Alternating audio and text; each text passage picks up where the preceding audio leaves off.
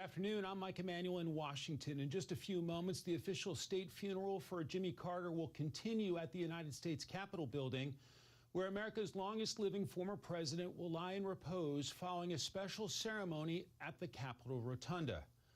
Rebecca Castor is live on Capitol Hill. And Rebecca, what is the mood like there? Mike, good afternoon. The mood is certainly somber here on Capitol Hill, but you can also feel the amount of respect in the air for a former president who accomplished so much in his last 100 years. Right now, Jimmy Carter's casket is currently being drawn by a horse-drawn carriage known as a caisson from the U.S. Navy Memorial to the Capitol building. And according to the Navy, Carter himself chose the Navy Memorial as the site of transfer when planning his own funeral. It's, of course, in honor of his time in the Navy, as well as his time at the Naval Academy. He's the only commander-in-chief to graduate from there. And then the Carter family is walking with the carriage, similar to how Jimmy Carter walked from the U.S. Capitol to the White House on his inauguration day in 1977. So very moving display to see them mirror that procession as well.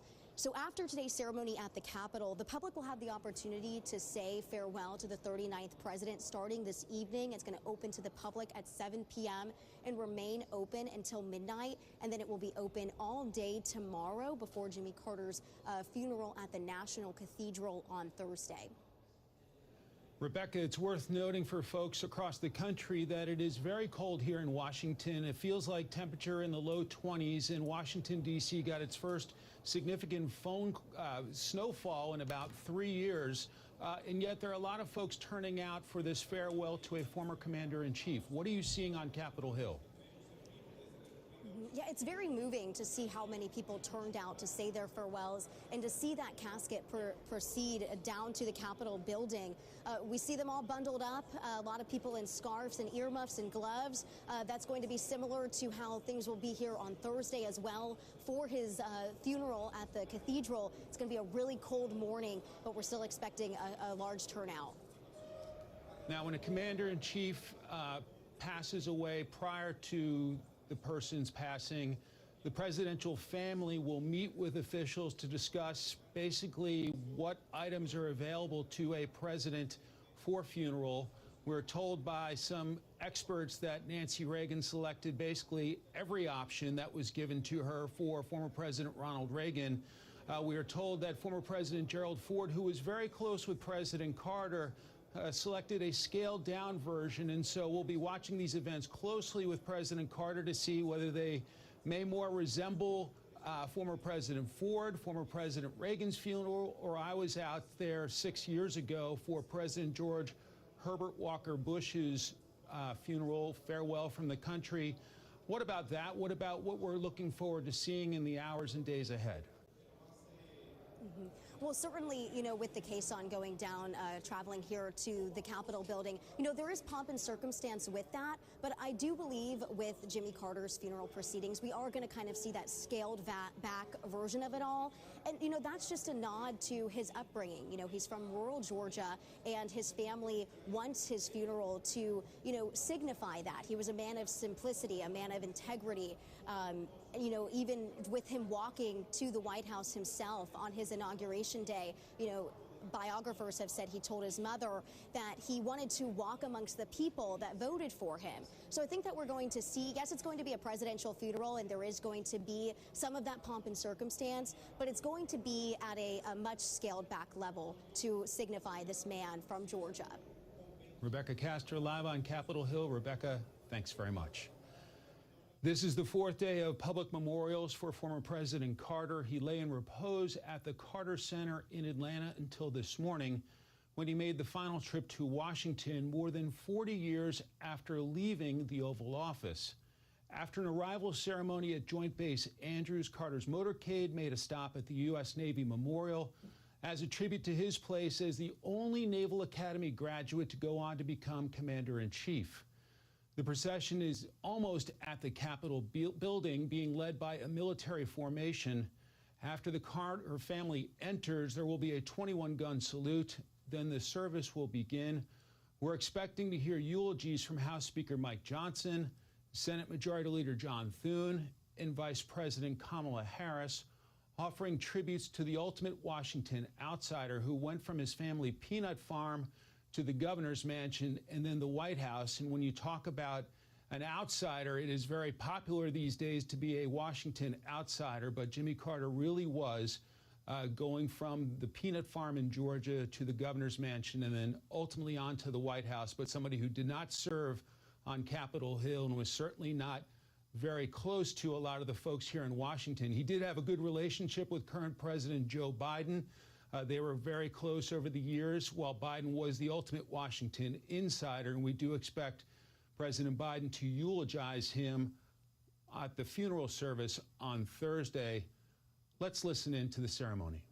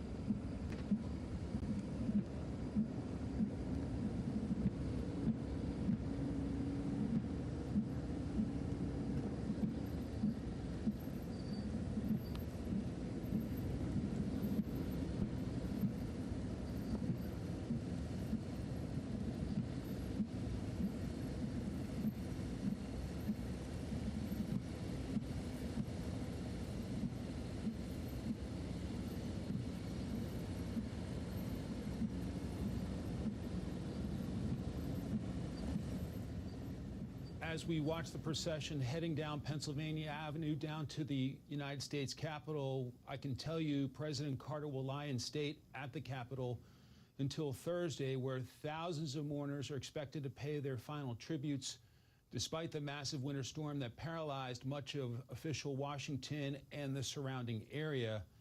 His funeral service will be held at Washington National Cathedral on Thursday afternoon. President Biden is expected to eulogize Carter. The two were close friends for decades, despite Carter's outsider image and strained relations with lawmakers on Capitol Hill. After the funeral, Carter's remains will return to Plains, Georgia, where he will be buried at his longtime home next to his wife, Rosalind, who passed away last year. The military component of today's funeral procession includes the U.S. Army Band, also known as Pershing's Own, which contains elements from every branch of the U.S. Armed Forces. There's also a riderless horse serving as a mounted escort to the late president. It is a moving farewell being outside of the U.S. Capitol when you see the casket of an American president returning to the Capitol for the American people to say their farewell. A very respectful scene.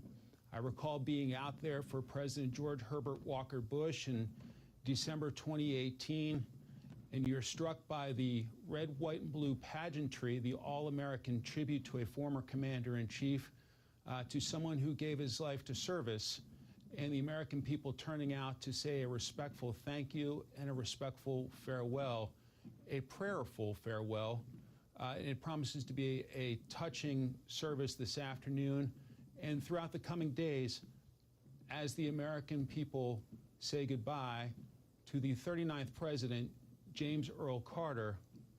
Let's go back to the scene and listen in.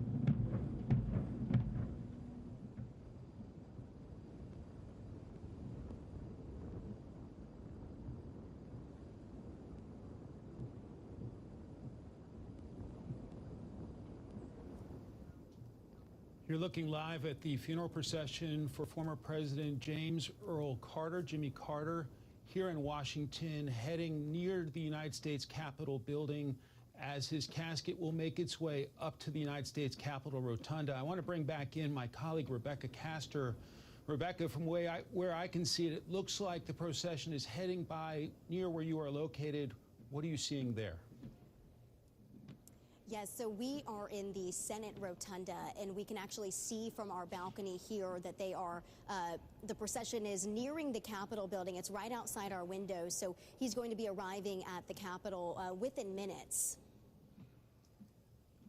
And we are seeing them approaching the steps where the procession will lead the casket and the Carter family up the steps to the Capitol. We understand the Carter family will head up the steps and then receive the casket at the top.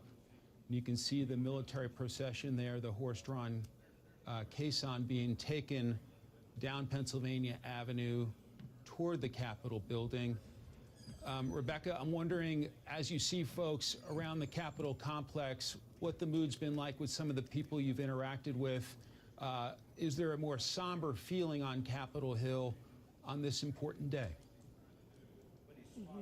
Somber is definitely the word, and just watching people outside, walking about, this procession really just stops you in your tracks, and you just pause. Honestly, we're just seeing people pause, We're seeing people taking photos, just really taking in this historic moment for a former president that lived, over 100 years. So it's a very moving day here on Capitol Hill. And my sense is a lot of folks will remember Jimmy Carter not so much for his presidency, but for the way he lived his life after leaving the White House, using the power of a former president to put the spotlight on a number of numerous causes, such as Habitat for Humanity, and really showing the American people that a president in good health can certainly do many, many good things across the country and around the globe after leaving the White House. Your thoughts on that, Rebecca?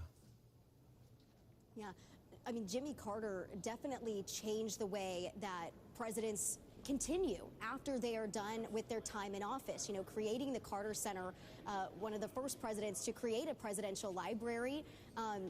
His legacy for what presidents can do once they leave office, that's been a lasting legacy. And, for people my generation, honestly, they know Jimmy Carter not as president, but for everything that he accomplished once he left office. Great point there. You can see a beautiful shot of the United States Capitol building with the flag lowered in honor of President Carter as the funeral procession makes its way to the east front of the Capitol, at which point the Military Honor Guard will escort the casket up the steps. It is worth noting that it does take some endurance. Those presidential caskets are quite heavy going up the steep steps of the U.S. Capitol building, and so you've got some of your best and brightest and perhaps strongest in uniform doing this honor duty to a former president of the United States. You can see them coming into formation on the plaza in front of the Capitol building. A really moving scene on a very cold day here in Washington, January the 7th. And there they are lining up for this solemn ceremony to guide the former president of the United States into the Capitol building, into the Rotunda, for the official Washington farewell to really get underway. And as I mentioned earlier, we expect eulogies, remarks from the House Speaker Mike Johnson, Senate Majority Leader John Thune, and Vice President Kamala Harris. As President Biden is currently on the West Coast, we do expect President Biden to give an official eulogy on Thursday afternoon at the Washington Cathedral during that funeral service. Let's listen in as the president's casket's being guided into the Capitol building.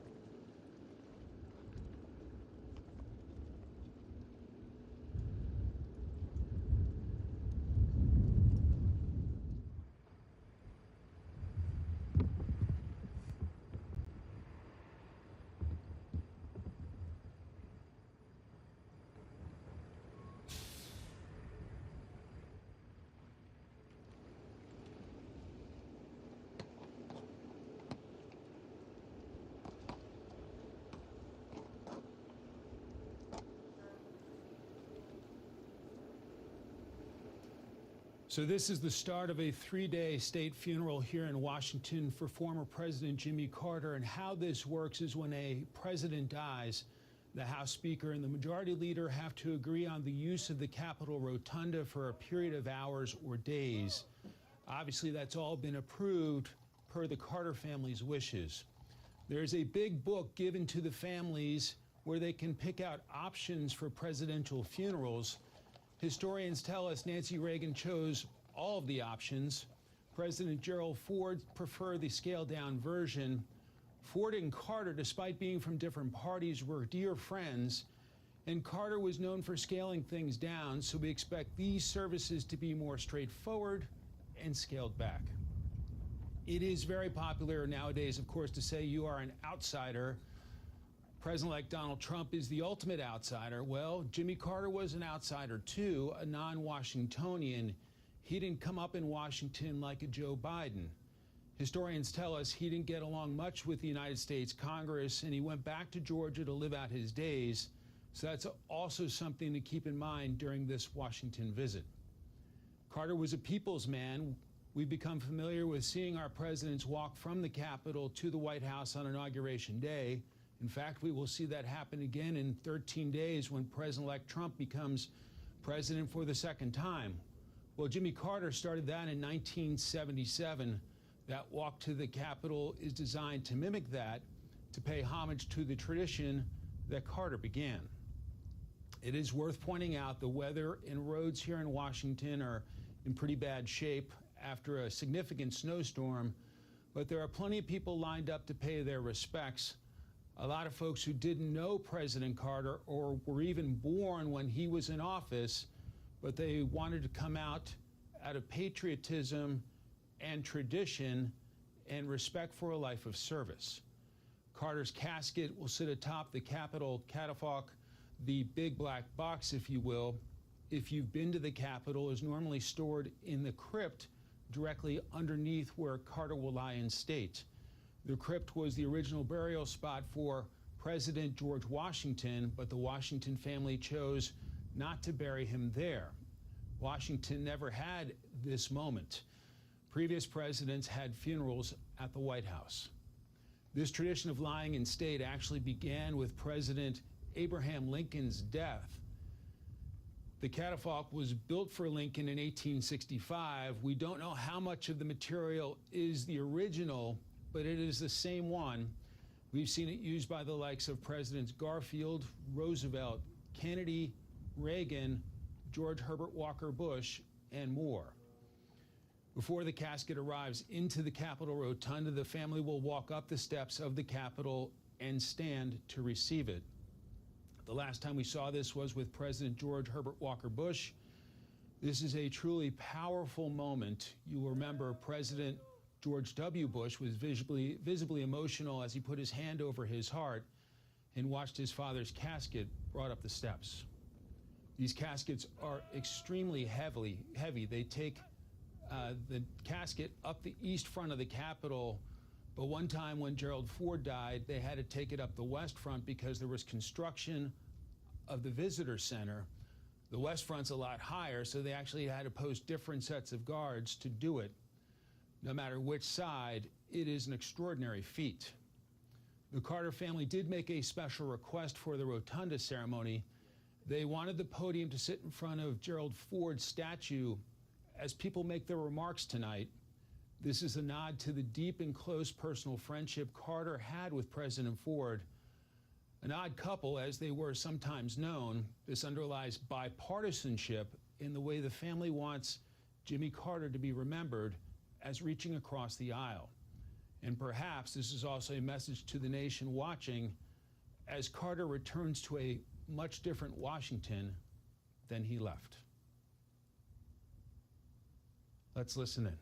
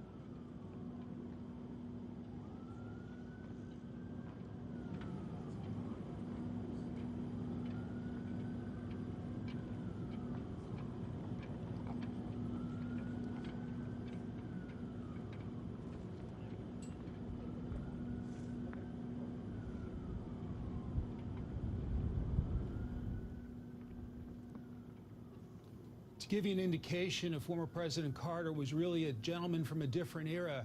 He was a member of the Naval Academy class of 1947. Think about that, the class of 1947, and graduated in 1946 as part of an accelerated wartime program. Now, some more background information on the history of lying in state at the Capitol. A grand total of 34 people have lain in state in the Capitol Rotunda. That includes 12 presidents. The late President Carter becomes the 13th to lie in state. Others have lain in state in the Capitol building, such as late Supreme Court Justice Ruth Bader Ginsburg and late Congressman Elijah Cummings of Maryland, but they were on the House side of the Capitol. 8 people have lain in honor in the Capitol Rotunda, which is similar, but one step down from lying in state. The last president to lie in state was the late President George Herbert Walker Bush in December 2018.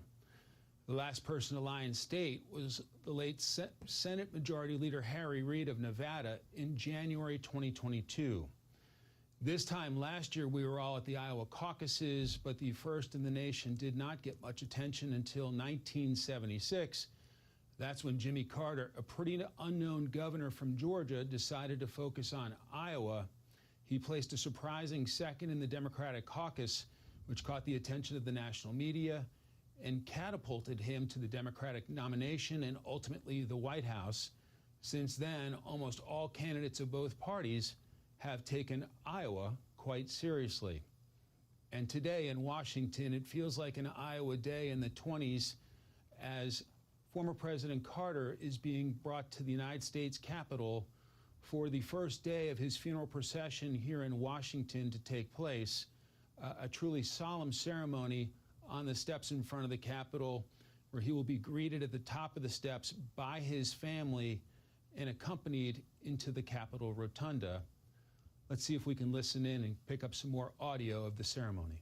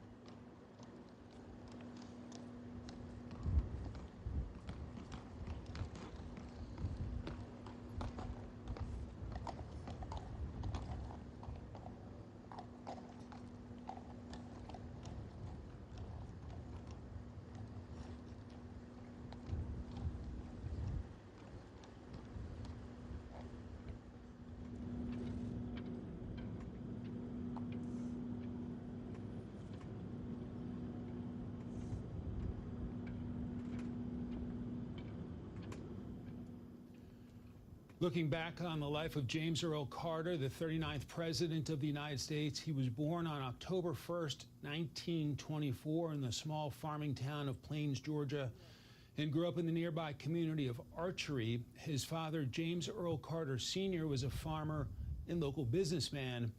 His mother, Lillian Gordy Carter, was a registered nurse. He was educated in the public schools of Plains, attended Georgia Southwestern College and the Georgia Institute of Technology, and received a BS degree from the United States Naval Academy in 1946. In the Navy, he became a submariner, serving in both the Atlantic and Pacific fleets and rising to the rank of lieutenant. Chosen by Admiral Hyman Rickover for the nuclear submarine program, he was assigned to Schenectady, New York, where he took graduate work at Union College in reactor technology and nuclear physics, and served as senior officer of the pre-commissioning crew of the Seawolf, the second nuclear submarine. On July 7th, 1946, he married Rosalind Smith of Plains. When his father died in 1953, he resigned his naval commission and returned with his family to Georgia. He took over the Carter Farms, and he and Rosalind operated Carter's Warehouse, a general-purpose seed and farm supply company in Plains. He quickly became a leader of the community, serving on county boards, supervising education, the hospital authority, and the library. In 1962, he won election to the Georgia Senate. He lost his first gubernatorial campaign in 1966, but won the next election, becoming Georgia's 76th governor on January 12, 1971. He was the Democratic National Committee campaign chairman for the 1974 congressional and gubernatorial elections. On December 12, 1974, he announced his candidacy for President of the United States. He won his party's nomination on the first ballot at the 1976 Democratic National Convention and was elected President of the United States on November 2nd, 1976. Jimmy Carter served as president from January 20th, 1977 to January 20th, 1981. Significant foreign policy accomplishments of his administration included the Panama Canal Treaties, the Camp David Accords, the Treaty of Peace between Egypt and Israel, the SALT II Treaty with the Soviet Union, and the establishment of U.S. diplomatic relations with the People's Republic of China. He championed human rights throughout the world. On the domestic side, the administration achievements included a comprehensive energy program conducted by a new Department of Energy, deregulation in energy, transportation, communication, and finance, major educational programs under a new Department of Education, and major environmental protection legislation, including the Alaska National Interest Lands Conservation Act. Now let's go back to the scene live on Capitol Hill.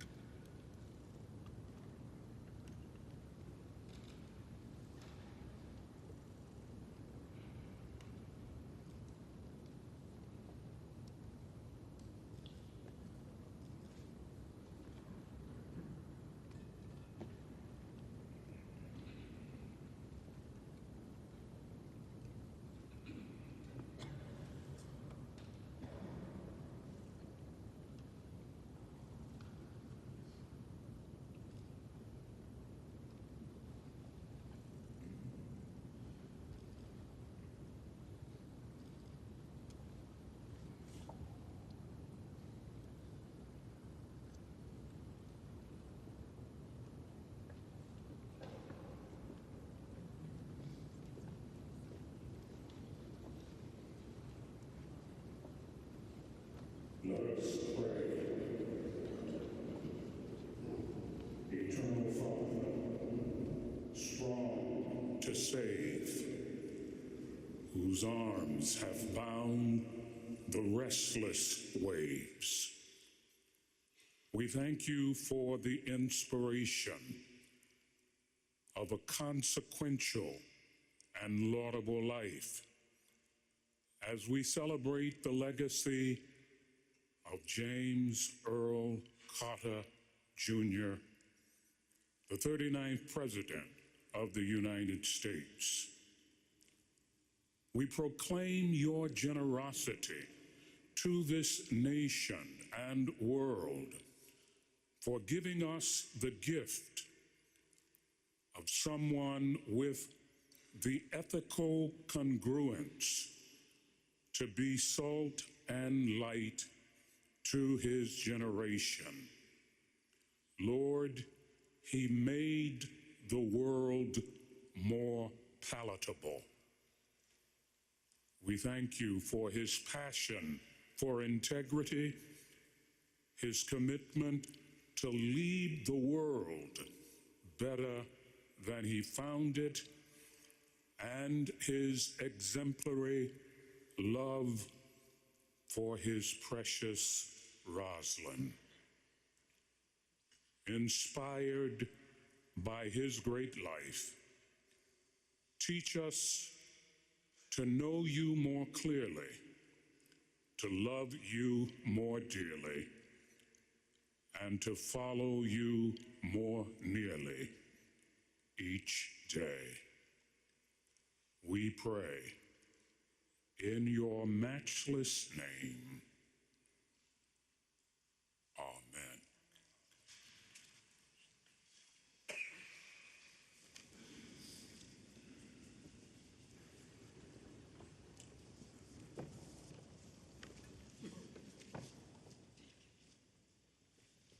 Madam Vice President, Mr. Speaker, Leader Schumer, Leader Jeffries, Jack, Chip, Jeff, Amy, and other members of the Carter family, and distinguished guests. Today we gather to begin a final farewell to Jimmy Carter, Navy veteran, peanut farmer, Governor of Georgia, and President of the United States. Sunday school teacher, Nobel Prize winner, advocate for peace and human rights, and first and foremost, a faithful servant of his Creator and his fellow man. In a commencement speech he delivered at Liberty University back in 2018, President Carter told a story about going on a mission to Massachusetts back in his younger days under the auspices of the Southern Baptist Convention. During that trip, President Carter was impressed by the success of a fellow missionary in winning souls to Christ. And so as the mission was winding down, he asked him what made him so successful.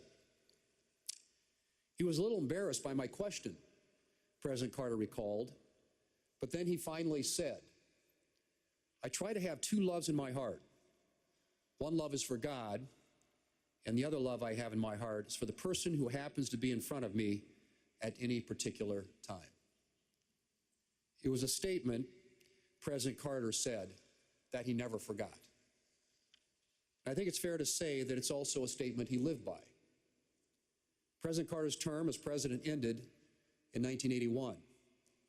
And for the remainder of his life, the longest post-presidency of any American president ever, he focused on making the lives of his fellow men better.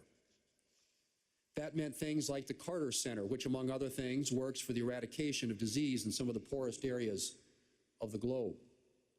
And it meant things like his work with Habitat for Humanity to provide affordable housing for those in need. And when I say his work with Habitat for Humanity, I do mean his work. Jimmy Carter knew that his status as a former president could bring attention to good causes. It's why he encouraged Habitat to make use of his name and image. But simply lending his name, or maybe attending a gala or two, wasn't Jimmy Carter's style.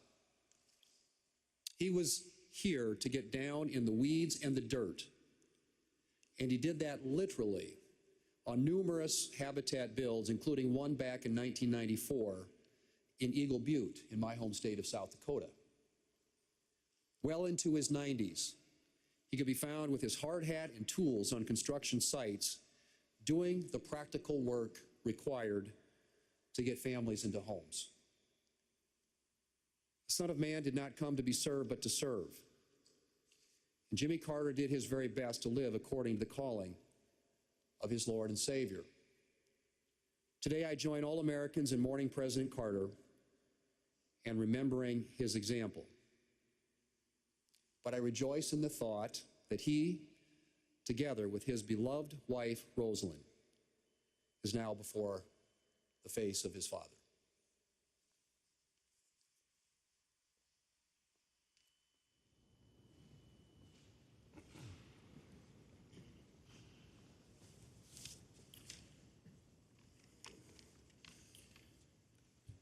To the family, to Jack and Chip and Jeff and Amy, the entire Carter family, Vice President Harris, members of the Cabinet, Leader Thune, my colleagues in Congress, and my fellow citizens. We meet in this sacred hall of self-government to honor an extraordinary man, a man who modeled the virtues of service and citizenship, as well as any other American. Surrounding us are the statues of those who gave their time, their energy, and their lives for the good of America. Before us lays a man who now joins their midst as a patriot, a veteran, a humanitarian, and the 39th President of the United States.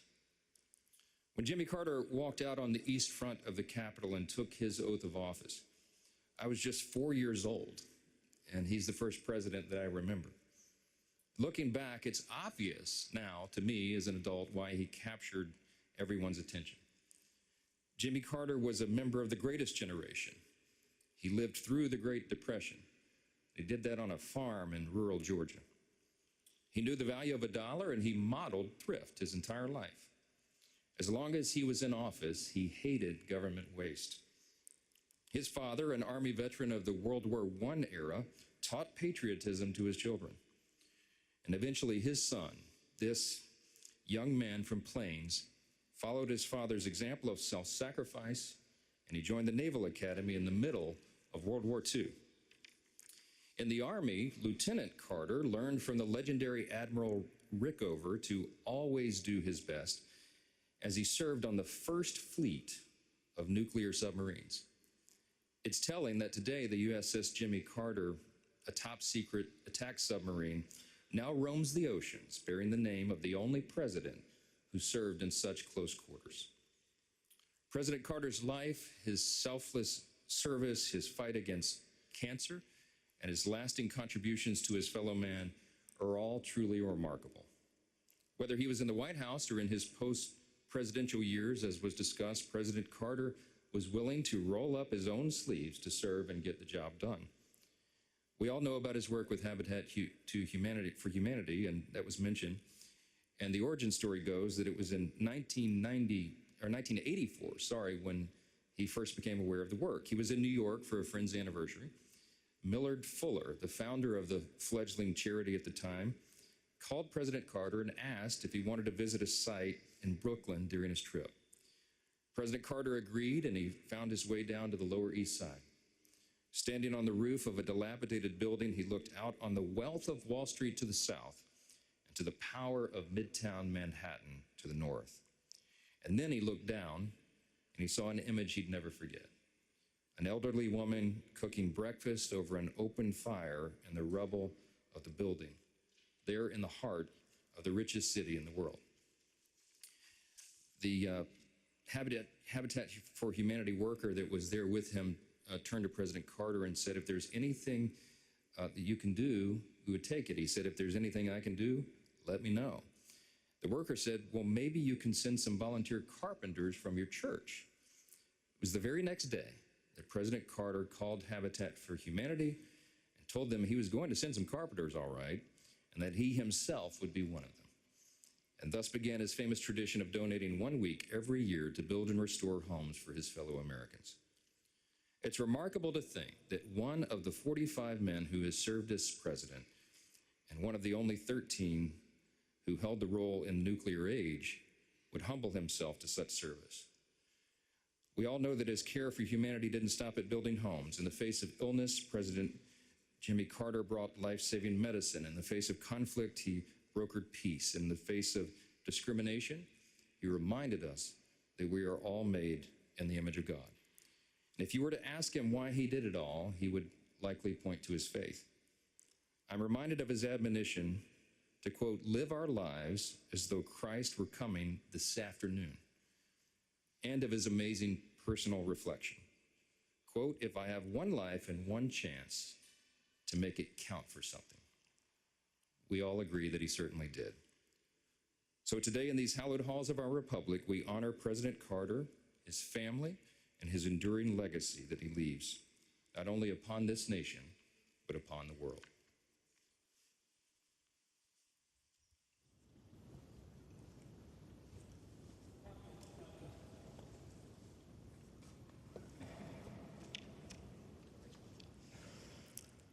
Leader Thune, Speaker Johnson, Leader Schumer, Leader Jeffries, members of Congress, and distinguished guests. It is an honor to be with you this afternoon, and to Jack, Chip, Jeff, Amy, and Jason, and all the other members of the Carter family. On behalf of the American people, Doug and I offer our deepest condolences. Being with you today, I'm reminded of the enduring words of a favorite hymn. May the works I have done speak for me. Today we gather to celebrate the life of a man whose works will echo for generations to come. A man from Plains, Georgia, who grew up without electricity or running water, and served as the 39th President of the United States of America, and lived every day of his long life in service to the people. President James Earl Carter, Jr. So I was in middle school when Jimmy Carter was elected president, and I vividly recall how my mother admired him, how much she admired his strength of character, his honesty, his integrity, his work ethic and determination, his intelligence, and his generosity of spirit. We have heard much today and in recent days about President Carter's impact in the 4 decades after he left the White House. Rightly so. Jimmy Carter established a new model for what it means to be a former president, and leaves an extraordinary post-presidential legacy. From founding the Carter Center, which has helped advance global human rights and alleviate human suffering, to his public health work in Latin America and Africa, to his tireless advocacy for peace and democracy. Jimmy Carter was a president of the United States who was ahead of his time. He was the first president of the United States who was ahead of his time. He was the first president of the United States. He also passed over a dozen major pieces of legislation regarding environmental protection, and more than doubled the size of America's national parks, including protecting our beloved redwoods in my home state of California. He was a president who, between the years of 1977 and 1981, appointed more Black Americans to the federal bench than all of his predecessors combined, and appointed 5 times as many women. And in the wake of Watergate, Jimmy Carter passed historic ethics legislation to help rebuild America's faith in government. Jimmy Carter, as president, was also a respected global leader. To be sure, the years of his presidency were not without international crises or challenges, but his legacy of global leadership is well established. In Asia, he instituted full diplomatic relations with China, which he would later call one of the most historically significant accomplishments of his presidency. And his legacy lives on in the Middle East because, do recall, in the decades before Jimmy Carter became president, Israel and Egypt had been at war numerous times. Few thought peace could be achieved between them. Yet Jimmy Carter did that.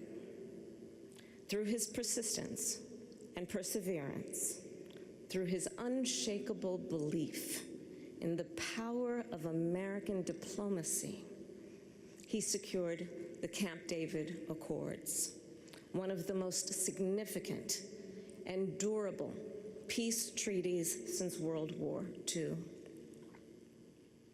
And throughout the world, Jimmy Carter elevated the role of human rights in America's foreign policy priorities and uplifted the importance of civil society in doing that work. Jimmy Carter was a forward-looking president with a vision for the future. Consider his establishment of the Department of Energy in 1977, which anticipated the central role it would play in addressing the climate crisis. His creation of FEMA in 1979, which enabled our nation to mobilize a national response to disasters, which has helped countless communities rebuild and recover. And his founding of the Department of Education later that year, which elevated public education institutions and increased national standards for the education of America's children and future leaders. Jimmy Carter was that all too rare example of a gifted man who also walks with humility, modesty, and grace. Recall the stories from the 1976 campaign about how he slept in the homes of his supporters to share a meal with them at their table and to listen to what was on their minds. How on their first trip for Habitat for Humanity, Jimmy and Rosalind rode the bus with the other volunteers. And when the group stopped for the night to stay at a local church, Jimmy and Rosalind gave their private room to a young couple who had put off their honeymoon to join the trip. And with the other volunteers, they then slept on the floor of the church basement. And then, of course, his work to eradicate the vicious guinea worm disease that once disabled millions of people a year. It was one of the Carter Center's greatest triumphs, and Jimmy Carter, of course, given his nature, attributed its success not to his own leadership, but to the thousands of everyday Africans who were on the ground doing the work. Throughout his life and career, Jimmy Carter retained a fundamental decency and humility. James Earl Carter Jr. loved our country. He lived his faith, he served the people, and he left the world better than he found it. And in the end, Jimmy Carter's work and those works speak for him, louder than any tribute we can offer. May his life be a lesson for the ages and a beacon for the future. May God bless President Jimmy Carter, and may God bless the United States of America.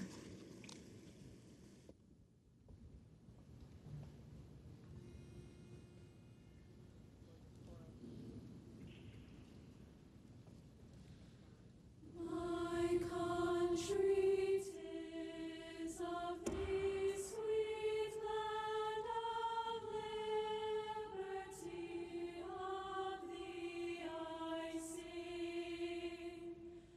Land where my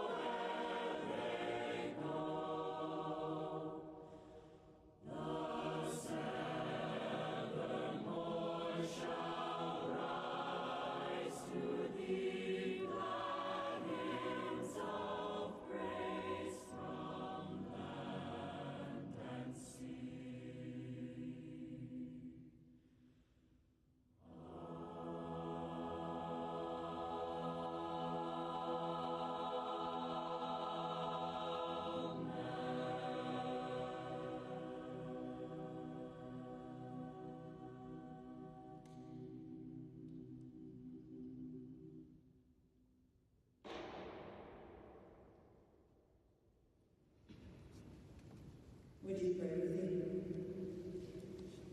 Holy and loving God, receive into your eternal joy your good and faithful servant, James Earl Carter, Jr. Reward him richly and grant him your own well done for his humble and honorable life, worth far more than the many accolades and attributions we have gladly given. May President Jimmy Carter now rest from his labors and be received into the embrace of your everlasting arms. And when the ceremony and fanfare due this man of character and compassion fades into history, when the processions and parades have dispersed, leave with us, O God, the lasting impression and inspiration of a life well lived. Ignite in us the same passion for public service, the courage to champion the underserved, the strength to bear as faithfully the weight of the call to which you have called each one of us, to do as justly, to love mercy as unreservedly, to walk as humbly with you as we have witnessed in the testimony of President Jimmy Carter's life of faithfulness. We offer our prayers in the name of the one whom Jimmy Carter would have known to be the first and the last, the Alpha and the Omega, his rock and our Redeemer. Amen.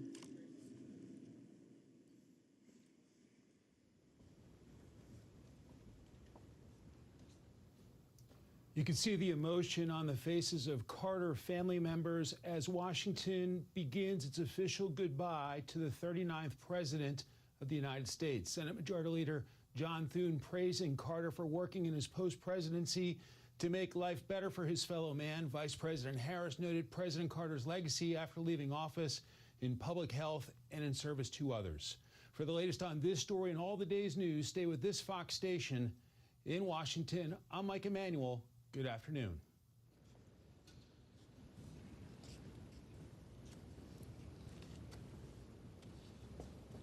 This has been a Fox News special report.